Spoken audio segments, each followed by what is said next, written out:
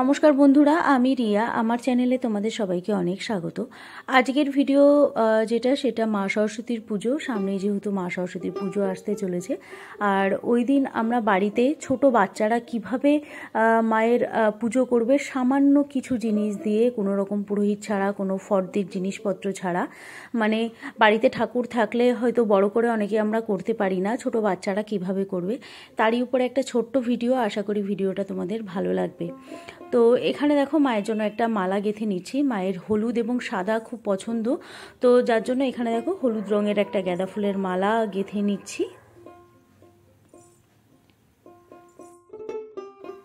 এখানে দেখো একটা সাদা রঙের মোমবাতি আমি জ্বালিয়ে নিচ্ছি। প্রদীপও জ্বালাতে পারো, মোমবাতিও জ্বালাতে পারো। আর এখানে দেখো একটা ধূপকাঠি জ্বালিয়ে নিচ্ছি। তো আমার কাছে যেহেতু পিতলের মূর্তি আছে, তাই জন্য আমি মাকে দেখো এভাবে করে ঘি মাখিয়ে নিচ্ছি। ঘি মাখিয়ে নিয়ে সামান্য গঙ্গার জল দিয়েই মার স্নান করিয়ে নেব। আর তোমাদের যাদের কাছে মায়ের ফটো বা এমনি মাটির মূর্তি আছে, তোমরা এমনি গঙ্গার জল দিয়ে একটা কাপড়ের উপরে নিয়ে মাকে মুছিয়ে নিতে পারো, ওভাবেই স্নানাদি কমপ্লিট করতে পারো। তো এখানে দেখো মায়ের স্নান হয়ে গেছে, আর গামছা দিয়ে মুছিয়ে নিচ্ছি।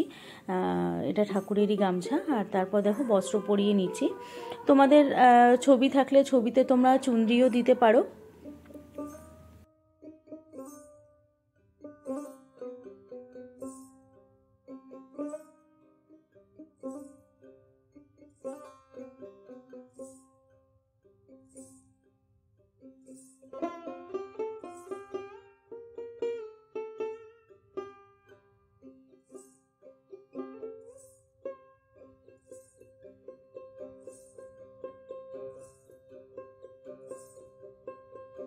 মায়ের শৃঙ্গার করা হয়ে গেছে। তারপর দেখো একটা কাঠের ছোট্ট চৌকি আমার কাছে আছে, তো সেখানেই মাকে আমি বসিয়ে নিচ্ছি।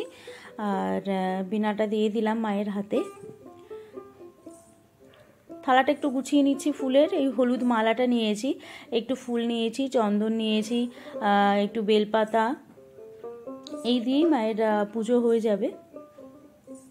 সব ফুলে আমি একটুখানি চন্দন মাখিয়ে নিচ্ছি। মালাটা নিবেদন করে দিলাম। একটু বেলপাতা আর হলুদ ফুল নিয়ে নিয়েছি, মায়ের চরণে নিবেদন করে দিচ্ছি, অবশ্যই চন্দন সহযোগে। এভাবে করে ছোট বাচ্চারা তোমরা বাড়িতে পুজো করতে পারো। আর যেটা করবে সেটা এখানে আমি করে দেখাইনি, কিন্তু তোমরা করবে যেটা পাশে তোমাদের পড়ার যে বই আর একটু দোয়াত কালি, যেগুলো মায়ের কাছে রাখতে হয় পুজোর দিনে, তো সেগুলো তোমরা রাখবে।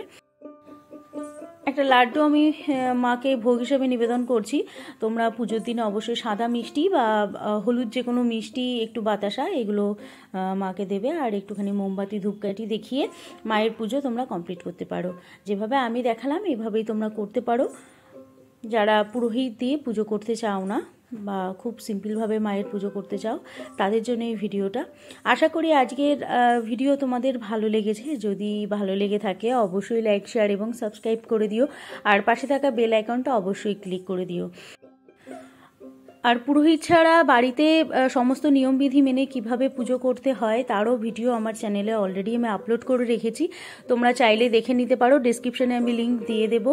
এবং দধিকর্মারও ভিডিও আমার চ্যানেলে আছে, তোমরা চাইলে দেখে নিতে পারো, লিঙ্ক আমি দিয়ে দেবো।